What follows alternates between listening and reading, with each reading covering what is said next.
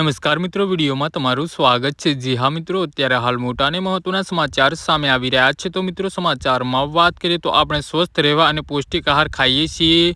લોકોમાં બિન આરોગ્યપ્રદ જીવનશૈલીના કારણે સ્વાસ્થ્યની સમસ્યા વધે છે। કોરોનાના સમય બાદથી લોકો ફિટનેસને લઈ વધુ જાગૃત બન્યા છે। હેલ્થ એન્ડ ફિટ રહેવા માટે ડ્રાયફ્રૂટ ખાવાનું ચલણ વધ્યું છે। બદામને ખૂબ જ શક્તિશાળી અને ફાયદાકારક ડ્રાયફ્રૂટ માનવામાં આવે છે, પરંતુ આ સુપરફૂડને સેવન ક્યારેય સ્વાસ્થ્યને નુકસાન પણ કરે છે।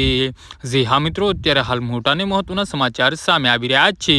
કિડનીમાં પથરીની સમસ્યા ધરાવતા લોકોને બદામનું સેવન ઓછું કરવું જોઈએ। બદામમાં ઓક્સોલેટ ભરપૂર માત્રામાં હોય છે, જે કિડનીની કેલ્શિયમ સાથે મળીને પથરી બનાવી શકે છે। નબળી કિડની હોય તેવા લોકોને ઉચ્ચ ઓક્સોલેટ ખોરાકનું સેવન ટાળવું જોઈએ। કિડનીમાં પથરીના દર્દીઓને બદામ ઉપરાંત કાજુ, પાલક અને બીટ જેવા ખોરાકનું સમિત કરવું જોઈએ। હાઈ બ્લડ પ્રેશરના દર્દીઓને બદામનું વધુ સેવન ન કરવું જોઈએ। બદામમાં રહેલા મેગ્નેશિયમ અને સ્વચ્છ ચરબી હૃદય માટે ફાયદાકારક છે, પરંતુ તેમાં રહેલા પોટેશિયમ બ્લડ પ્રેશરની દવાઓ સાથે પ્રતિક્રિયાઓ કરતા શરીરનું સંતુલન બગાડે છે।